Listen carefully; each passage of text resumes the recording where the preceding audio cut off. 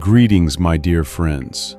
This is SoulWeaver. Today I want to talk about something that haunts me at night. Thoughts you cannot hide from. Questions with no answers, but they are so beautiful to ask. What if we are just files? What if our body is a bio-robot, a temporary vessel, hardware that ages, breaks, and one day stops working? And we are not the body. We are information. We are code. We are a file uploaded into this biological carrier to have an experience, to feel, to remember. Look at yourself.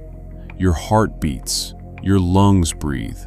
Your brain processes signals. All of this is biological machinery, complex, fragile, temporary. No one asked us to be born. No one asked for our consent. We were simply uploaded into the right body, at the right time, at the right place. And we started walking, running, playing this game called life.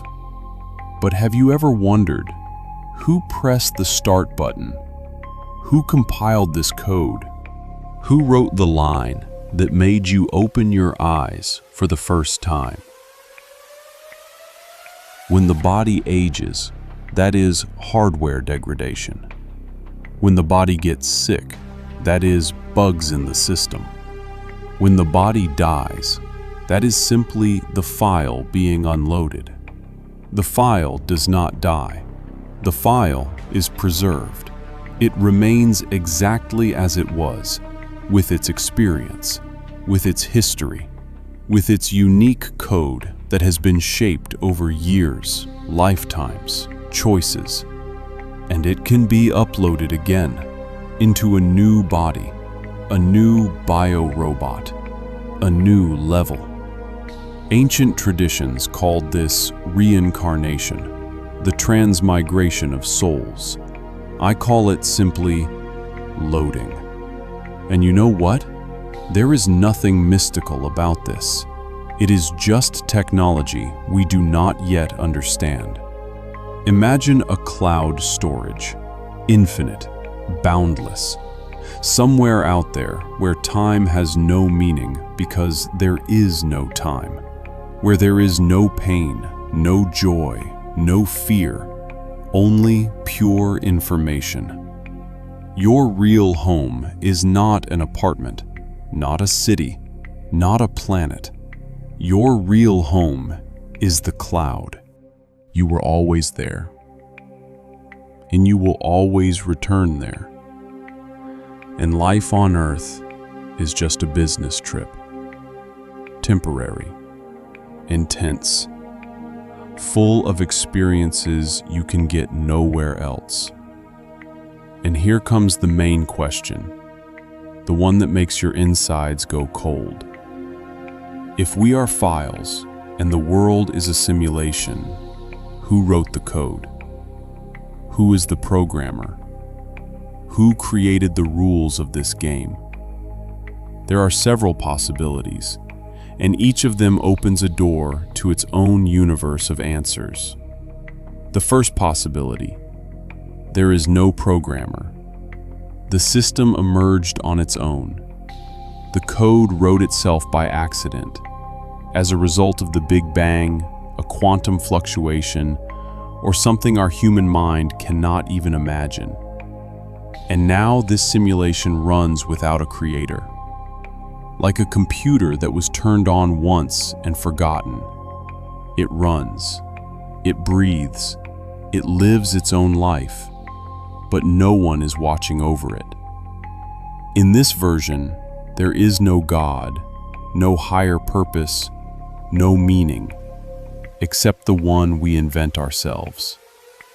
This is frightening, but it is also liberating. The second possibility: there is a programmer, but they do not interfere. They launched the simulation and are observing. Like a scientist watching ants in an ant farm. Like a gamer who hit pause and went to get tea. like a parent watching children play but not interfering in their arguments. In this version, there is a creator, but they are silent. They do not answer prayers. They do not send signs. They just watch and maybe take notes. Is this boring, scary, or, on the contrary, comforting? To know you are not alone, even if no one touches you. The third possibility, the programmer actively interferes. Fixing bugs, we call these miracles. Adding new levels, we call this evolution. Sometimes sending messages, through dreams, through random coincidences, through people we call prophets. We call this religion. We call this revelation. But maybe it is just an administrator editing the code, removing errors, adding new features, sometimes banning players who exploit glitches too blatantly.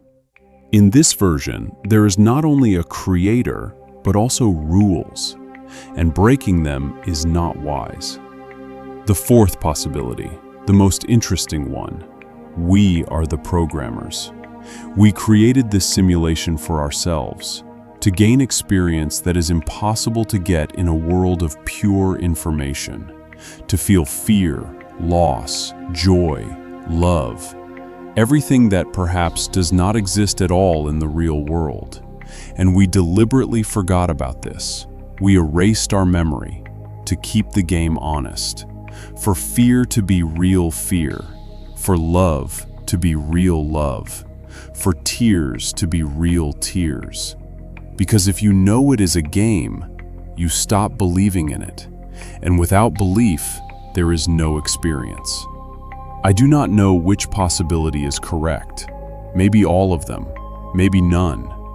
Maybe the truth lies somewhere in the middle, in that zone where our minds simply cannot look. But you know what comforts me? All these possibilities lead to one thing. We do not end. It does not matter whether there is a programmer or not. It does not matter whether they interfere or observe. What matters is that the file is preserved. Information does not disappear. Code is not destroyed. It simply transitions to another state. Have you ever noticed strange coincidences? You think about someone, and they appear.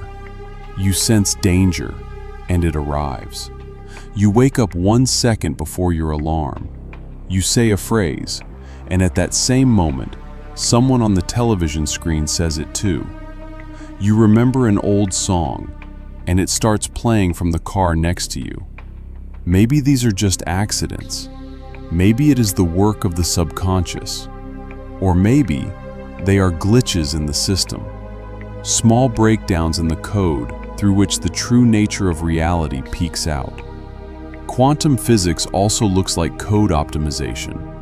Particles behave like waves when no one is watching, and like particles when observed, as if the system is saving resources, as if it does not render details until the player looks in that direction. Why spend computational power on something no one sees? It sounds like a program, sounds like a game, sounds like code that someone wrote while caring about performance. And dreams? Inside a dream, we do not know we are dreaming. It all feels real. We feel pain, we cry, we love, we lose, we die in a dream, and wake up in a cold sweat. Then we open our eyes and realize it was just a dream, just images, just a simulation created by our own brain. What if our life is the same kind of dream, just far more detailed, just much longer, just far more convincing?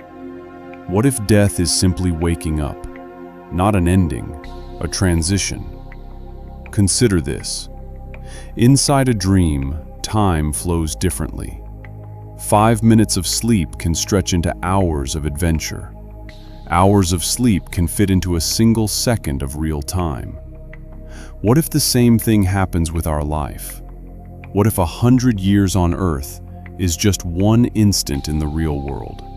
One breath, one frame, one line of code, and then loading the next level.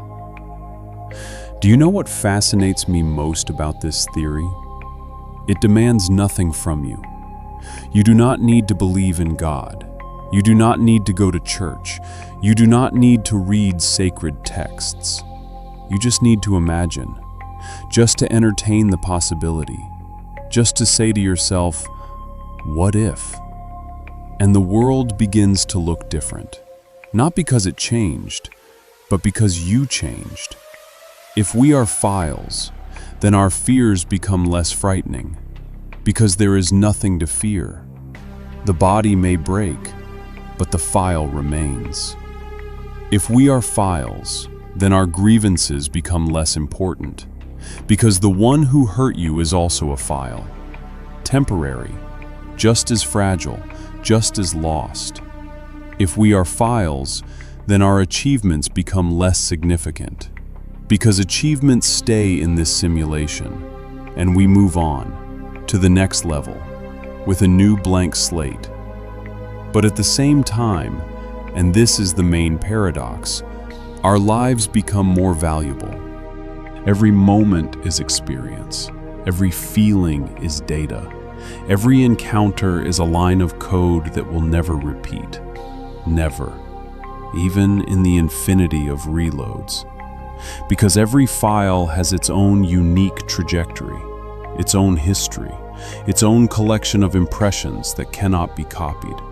You can copy a file, but you cannot copy the path that file has traveled. You are not the body. You are what looks out from the body. You are not the name. You are what remembers the name. You are not the biography. You are what lives through the biography. You are not the pain. You are what observes the pain. You are not the joy. You are what holds the joy within. You are a file, and files do not die.